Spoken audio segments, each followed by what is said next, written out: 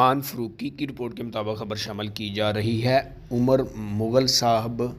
سما نیوز گوجرانوالہ کی دعوت ولیمہ میں سیاسی اور سماجی شخصیات نے شرکت کی،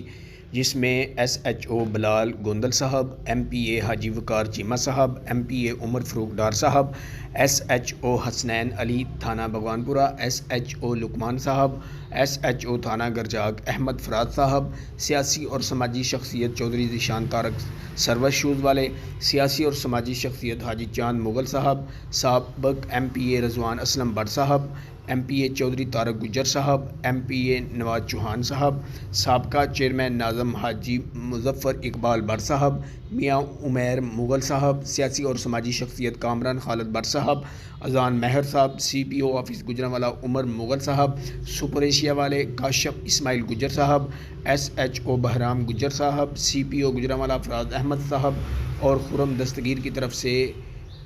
آئے ہوئے مہمان Nazir Mughal, cameraman Yasir Butt sahib, general councillor سیاسی اور سماجی شخصیت حافظ تنویر انصاری صاحب، وسیم گجر، رحمان مغل، ارسلان مظفر بٹ صاحب، عبد المنان مغل صاحب، ملک امتیاز صاحب، شہباز علی نے خصوصی طور پر شرکت کی اور بھرپور مہمانوں کا استقبال کیا گیا اور گلدستے پیش کیے گئے۔